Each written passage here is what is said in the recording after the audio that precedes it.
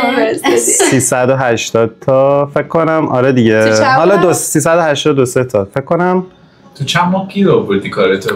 کار مرتبط آخه. بذارین بگم بهتون 3 ماه من رزومه میفرستادم و آپدیت میکردم رزومه‌مو. یعنی این برای هر شغلی که اپلای میکردم نسبت به ریکوایرمنتشون درست میکردم رزومه‌مو. هی تغییر یه رزومه آماده نکرده بود؟ نه اینجوری نبود که مثلا مشتی بریزم. نه چون واقعا تأثیری نمیذاشت.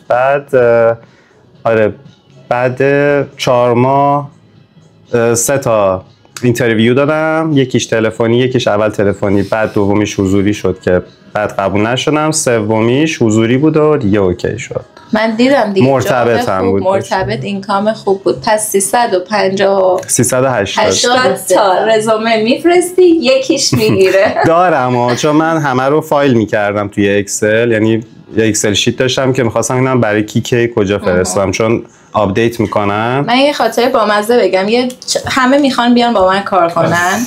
خب خیلی تلفن و تماس. من از پشت تلفن مثلا با یکی که کانکت میشم میگم اوکی بیاد، نمیخوام ولی اگه اینقدر کانکت بشم میتونم بگیرم.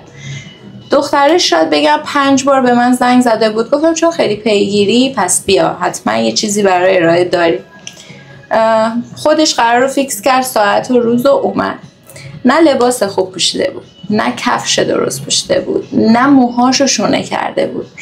میدونی اون وقت همین میره میگه من رزومه هامو میدم و اینترویو میرم رد میشن. داستان اینه که تو به من احترام نذاشتی، همین الان به شغلی که میخوای بی توش احترام نذاشتی. اصلا نمیرسه به اینکه من ببینم تجربه تو چیه، تو رزومه چی نوشتی. بعدش شدم چند تا دیلرشیپ رفتی؟ مثلا گفت نمیدونم یه تعدادی. گفتم پرسیدی چرا رد شدی؟ گفت نه.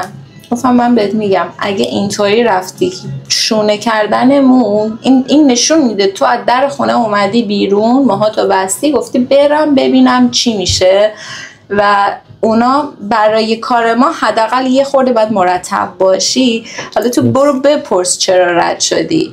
یا یه دختری دیگه بودش اسم منم حفظ نکرد. ما اینجا یه جاب داشتیم که باز دوستاش گفته بودن، گفتم بیاد اینترویو. ببین هودی شلوار گرم کن، این مال استارباکس رفتنه، مال اینترویو نیست. کافی تو دستش رو تموم نکرده بود دم دروازه. اینا همه نکته هاییه که خیلی مهمه. وقتی با این لباس و این کافیه تو دستش اومد و رزومه‌اش رو نه پرینت کرده بود نه تو گوشیش بود، با این حال من تا اینجا گفتم اوکی. با اونر اینجا حرف زدم، گفتم که مثلا کار رو ولی بلده. اینترویو تموم شد، منتظر بودم به من زنگ بزنه که بگه جواب چی شد. یکی 2 روز بعد یه مسیج بعد از 3 روز به من داده های اینترویو من جوابش چی شد. نه اسممو تو اون مسیج گفته، نه احوال پرسی کرده. یعنی این آدم حتی شماره منو سیو نکرده. میدونی چی میگم؟ یعنی یه ابزار، فقط به چشم یه ابزار به همه جا. نه من اپلای که میکردم میرفتم توی لینکدین خود شرکتم پیدا میکردم، سرچ میکردم که اوکی الان کدومشونن دارن هایر میکنن، سی اوش اصلا هیستوریش چیه، یعنی آشنا میشدم با همشون. چون گوگل چهره طرف، آره من حتی شخصیت و حالا یه جالب بهتون بگم، ماشین از دیلرشیپ ها که من میخوام برم ماشین ایشون رو بخرم، نگاه میکنم با عکس کی تو اون دیلرشیپ دارم کانکت میشم. بعد حالا این یه گوگل هم میکنم ببینم شغل قبلیش چیه، شغل الانش چیه، از چی باش حرف بزنم وارد بشم. میدونی؟ آره. خب این تفاوت آدمای حرفه‌ای با آدمای معمولی دیگه. و به نظر من تفاوت آدمای هدفدار با آدمای بی هدفه. ولی تو خیلی آفرین. من حالا اومدم، من چون کارم دیزاینه پورتفولیو داشتم که نمونه کارهای دیزاین و حالا هر کی به شیوه و دیزاین خودش درست میکنه و شما برای به عنوان اینتریور دیزاینر بفرستین که ببینم اوکی دیزاین سلیقتون چیه، چه جوری انجام دادین این کارا رو. من اومدم اینجا دیدم راضیم نمیکنه. نشستم این دیزاین رو اینجا یاد گرفتم، یعنی دوباره از اول همه چی رو درست کردم و اون پورتفولیویی که راضی میکرد رو شروع کردم به فرستادن. یعنی به همون بسنده سخته ولی تلاش بکنین شدنیه واقعا. من همش همین واقعا شدنیه. شهر پر از اپورتونیتی خیلی، یعنی هیچ جا مثل تورنتو شغل نیست. ولی خیلی جای من امروز به جمشید میگفتم من رشد رو دارم اینجا به چشم میبینم.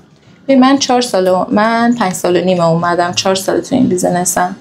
به جرئت میتونم بگم چون خواستم الان من بگم نامبر میگه تو این دیلرشیپ 28 ساله، 36 تا فایننس منیجر، بعضی 20 سال اینجا. بعد من تاپ بودم تو تو 90% ماها من تاپ بودم، یا قبلی. فقط چون خودت میخوای دیگه، بیا بشین میاد، همه چی برمیگرده به خواسته خود. من میتونستم بشینم خونه بگم امروز اپایمنت ندارم، ولی من میام یکی از در میاد. حالا یه چیز جالب بهتون بگم، موقعی که من اینترویو آخر رو که دادم، خب خیلی دیگه داشت طول میکشید و واقعا اذیت بودم که اصلا میشه نمیشه، فکرای منفی که میاد هجوم میاره به سراغ آدم. آره من 3 تا شرکت بزرگ رو تارگت کرده بودم که این دیگه نشد، برم برای والنتیری کار کردم پیششون که دقیقاً روزی که والنتیرم بری، چون میخواستم مرتبط با کارم باشه. آره و خیلی جالب، روزی که گواهی نامه گرفتم همون روزم جوابش اومد. 13 تا بیزینس‌های بزرگ دستشه، کلینیک‌های پزشکی، بیزینس‌های بزرگ دستشه. رویا اولش مجانی برای من شروع کرد، نه من پولی دادم نه داشتم بدم، منم تازه شروع کرده بودم، هنوز این کامی نمی‌ساختم، اونم تازه اومده بود پول نمیگرفت، ولی یکی کارشو دید استخدامش کرد. بعدی زنگ زد گفت اریکا کی کارتو میکنه، بعدی الان برای من وقت نداره. الان هفته یه بار شاید بزرگتر بشه ان شاءالله. آره ولی یعنی خب دیگه وقتی وقت ندارین یعنی زمانیه که برای خودتون اسیستنت یا البته فکر دارین، الان فکر کنم 5-6 تا خوبه دیگه. وقتی وقت نداره میدونه که تو داره مرحله بعدی رو میره جلو دیگه. 12 سال پیش اومدم، تقریبا 12 سال پیش اومدم. مثلا من که اومدم مثلا کبک اسکیل ورکر اومدم، زبان فرانسه بود. واقعا نبود، بدتر بود، خیلی چیز بود. همه شایعه میگن آسون بود. زمانی مثلا من اومدم که تو کبک هیچ کسی انگلیسی صحبت نمیکرد، همه فرانسه و به شدت هم فرانسه حساس بودن که صحبت کنی. بعدشون میومد بلد نباشی. آره من یه مقدار صحبت میکردم ولی اینطوری نبود که مثلا با لهجه کبکی مثلا ما پاریزین مثلا چیز میکردیم، ولی اونا کبکوا دنبال کبکی بودن، مثلا یه جور عجیب غریب بود، انگار یه لهجه دیگه داری صحبت میکنی، یه زبان دیگه داری صحبت میکنی. مثلا من اونجا بعد از 2 ماه موو کردم، بعد مثلا من رزوممو تو کل کانادا فرستادم، همه شرکت‌های کانادایی رو واسه شون دونه می‌نوشت. شرکت‌های هواپیمایی که مثلا مرتبط بود با کار من همه رو فرستادم، هیچ چیزی نداشتم که کجا باید برم، چون کانادا میگم برای آدمایی که امیدوارم یه آدم اینو ببینه و براش خوب باشه و شاید یه انگیزه بگیره. شما ریسک اولیتون مهاجرت، بعدش دیگه ریسکی وجود نداره، مگه براتون فرق میکنه؟ البته بگم کانادا خیلی بزرگه، عملاً خیلی خیلی بزرگه. آره ولی من مثلا کار اولم رو تو وینزور گرفتم، یه شرکت هواپیما اونجا بود، اونجا رفتم.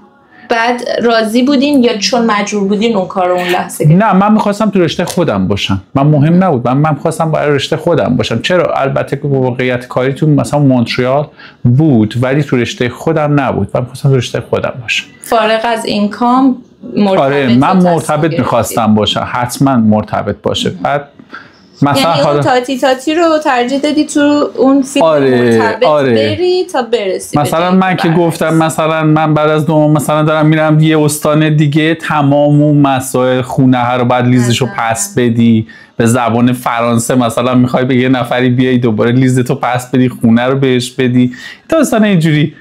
بعد مثلا 1.5 سال بعد از مثلا وینزور مثلا من مدارکمو گرفتم، دورای تخصصیمو گرفتم، بعد حالا یه کار دیگه توی ادمونتون بود. ای وای با تو خلاف ساعت. آره میدونی 5000 کیلومتر اونورتر توی آلبرتا مثلا. سرد آره ساکت. بعد آلبرتا کجاست؟ دقیقاً آلبرتا کجاست مثلا؟ آره یه خونه دوباره هماهنگ کن برو اونجا مثلا. حالا سرپرست بودم مثلا اونجا کار متفاوتی بهم پیشنهاد شده بود، مثلا چند تا مثلا مدرک‌های اینجا رو گرفته بودم، مدرک رشته خودم داشتم، مدرک تخصصی گرفته بودم، ولی اونجا یه دنیای دیگه دوباره بود. هی پله ها اومد آره. بالا تا رسید به تورنتو. آره بعد دوباره موو کن بیا این ور مثلا تورنتو برای کرده مثلا. میگم برای آدم هایی که بخوان هست، ولی راه آسون نیست. راه درسته، راه آسونه نیست. راه خوبه، راه آسونه. آره باید اینجوری بهش نگاه کن. امیدوارم یه آدمی که مثلا اینو میبینه بدونه که میتونه و شدنیه، ولی اصولا راه ساده ای نیست.